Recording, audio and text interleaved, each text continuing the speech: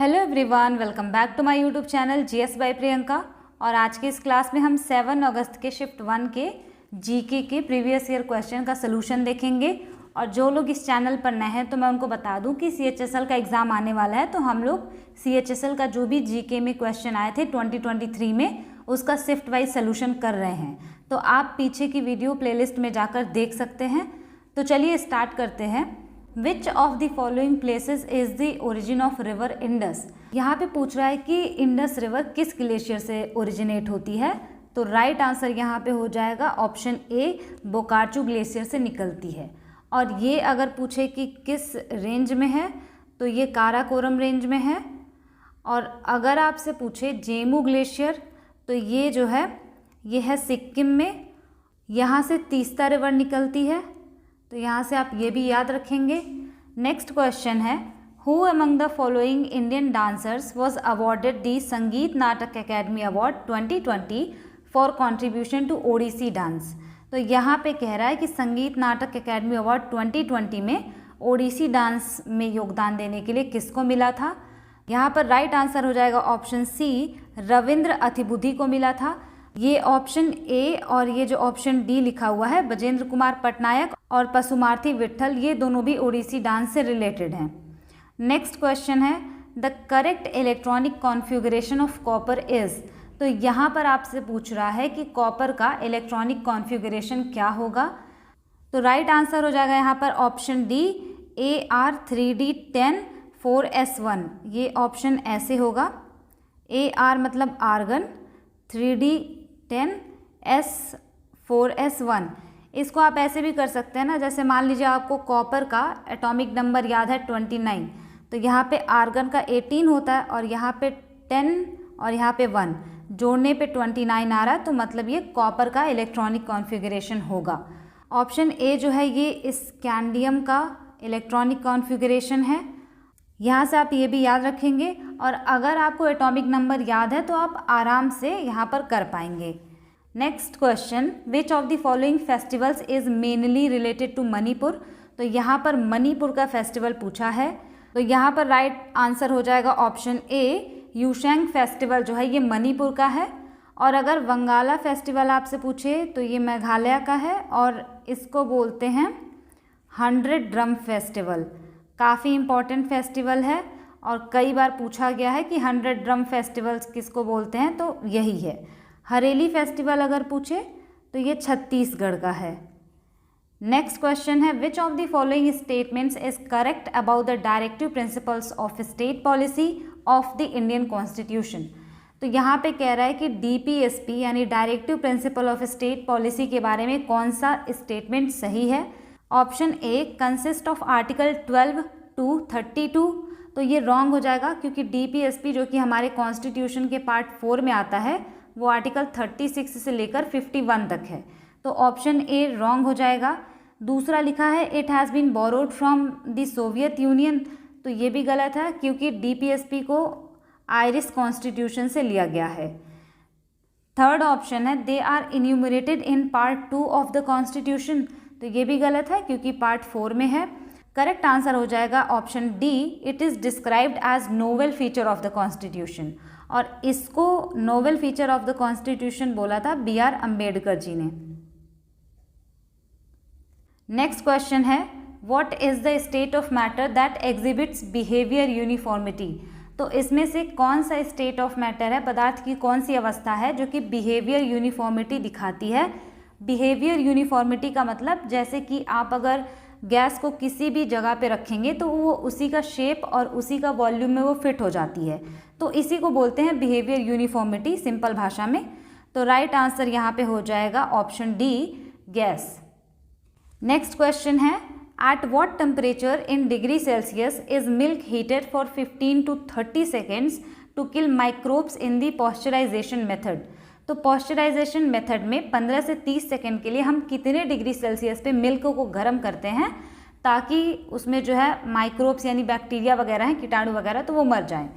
तो right answer यहाँ पे होगा option C, 70 degree Celsius. Next question ये जो है ये करंट अफेयर्स का क्वेश्चन है और करंट अफेयर्स के क्वेश्चन को आप स्किप कर सकते हैं। इसमें पूछा था कि prohibition of online gaming and regulation of online games का बिल जो है 2020 में किस राज्य के गवर्नर ने अप्रूव किया था। तो राइट आंसर यहाँ पे है Tamil Nadu. Next question, in the Indian constitution the concept of equality before law is borrowed from the constitution. Equality before law जो है ये आता है आर्टिकल 14 में, और पूछ रहा है ये हमने लिया कहाँ से है। तो राइट आंसर हो जाएगा ब्रिटिश कॉन्स्टिट्यूशन से। यूएसए के कॉन्स्टिट्यूशन से हमने लिया है judicial review, independence of judiciary और प्रेसिडेंट का जो इम्पीचमेंट प्रोसेस है। नेक्स्ट क्वेश्चन है, gross primary deficit is equal to, इसका मतलब होता है सिंपल भाषा में जो गवर्नमेंट बजट आता है तो इसका मतलब होता है घाटा। तो इसके लिए तो अलग से वीडियो मैं बनाऊंगी, अभी आप समझ लीजिए ग्रॉस प्राइमरी डेफिसिट जो होता है वो difference between gross physical deficit and interest payment के बराबर होता है। और ये सारे जो भी फॉर्मूले बेस्ड क्वेश्चन है इकोनॉमिक्स से, इसको आप कहीं लिख के अच्छे से याद कर लीजिएगा क्योंकि हर बार इससे क्वेश्चन पूछा जाता है। ये जो नेक्स्ट क्वेश्चन है ये करंट अफेयर्स का है, इसको हम नहीं करेंगे क्योंकि करंट अफेयर्स का क्वेश्चन यहाँ कवर करने का कोई फ़ायदा नहीं है क्योंकि हमें नया करंट अफेयर्स पढ़ना पड़ेगा। नेक्स्ट क्वेश्चन है, which of the following was the capital of Hindu shahi kingdom. यहाँ पे पूछ रहा है हिंदू शाही किंगडम का कौन सा कैपिटल था। तो ऑप्शन सी यहाँ पे राइट हो जाएगा, वहिंद जो है वो कैपिटल था हिंदू शाही किंगडम का।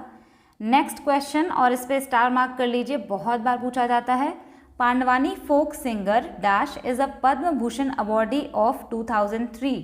तो इसमें पूछ रहा है पांडवानी फोक सिंगर से कौन रिलेटेड हैं। तो राइट आंसर यहाँ पे हो जाएगा option B, Teejan Bai. Next question है, which of the following players won silver at the Tokyo Olympics 2020। तो यहाँ पे राइट आंसर हो जाएगा option C, Ravi Kumar Dahiya and Mirabai Chanu. Next question है, in which session of the Indian National Congress was the resolution declaring Purna Swaraj passed. तो INC के किस session में पूर्ण स्वराज जो है डिक्लेरेशन इसको पास किया गया था। तो राइट आंसर यहाँ पे हो जाएगा ऑप्शन डी, लाहौर सेशन में। और आईएनसी बना कब था, 1885 में, और इसको बनाया किसने था, A.O. ह्यूम ने बनाया था। Next question, with reference to Manipuri classical dance which of the following statements is correct. Manipuri classical dance के बारे में कौन सा कथन सत्य है। Option A, Lai Haraoba is the earliest form of Manipuri dance. Option B, Ras, Sankirtana and Thangta are the most popular forms of this dance.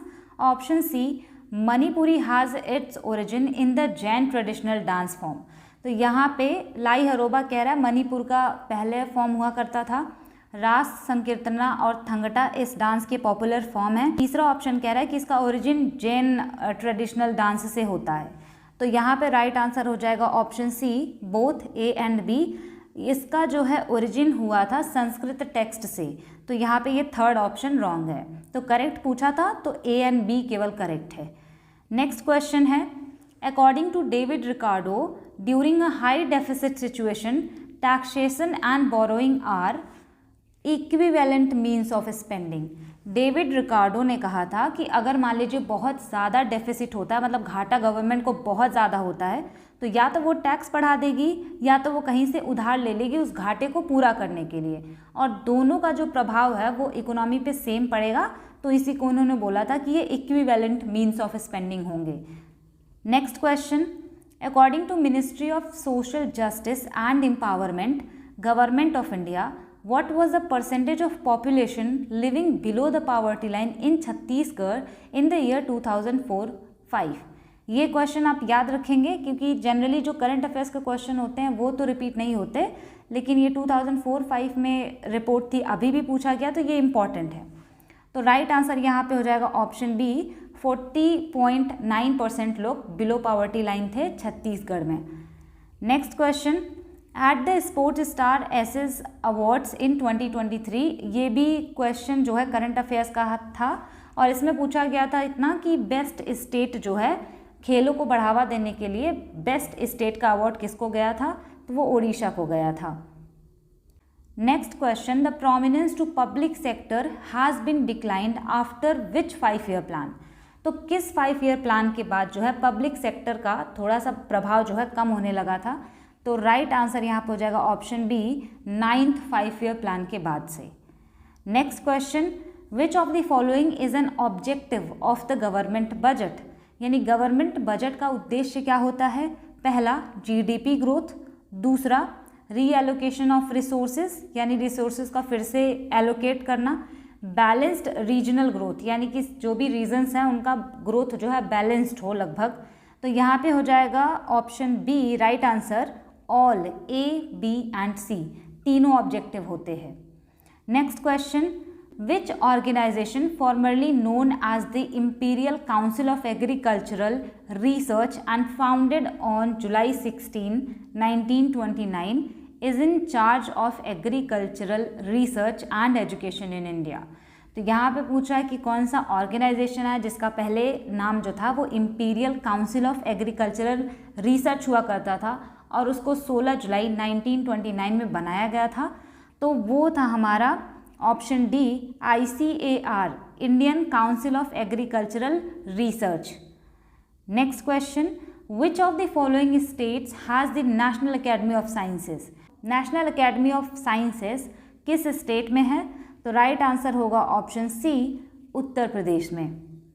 Next question, name an oval shaped range of hills sculpted by glacial flow. Glacier के flow होने से Oval shape का एक हिल बनता है, तो उसका पूछ रहा है कि नाम क्या होगा। तो राइट आंसर यहाँ पे हो जाएगा ऑप्शन बी, उसको बोलते हैं drumlins. Next question, spot the difference. इसमें हमें बताना था कौन सा ऑप्शन एकदम अलग है। तो ऑप्शन ए यहाँ पे है इंट्रिंसिक वैल्यू।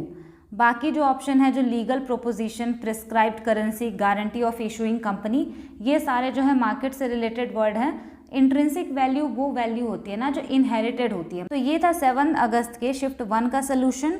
आई होप आपको ये वीडियो पसंद आई होगी, और अगर आप रिवीजन के लिए देख रहे हैं तो आप इसको स्पीड ज़्यादा करके भी देख सकते हैं, और अगर आप नोट्स बना रहे हैं तो आप पूरे क्वेश्चन मत लिखिएगा, केवल कीवर्ड्स के नोट्स बनाइएगा। और अगर आप पूरी वीडियोस देखना चाहते हैं तो चैनल पर प्लेलिस्ट है, तो आप वहां से स्टार्टिंग से भी स्टार्ट कर सकते हैं, और अभी बहुत सारी वीडियोस आनी बाकी हैं, तो आप चैनल को सब्सक्राइब ज़रूर कर लें। Thanks for watching, stay tuned, keep learning.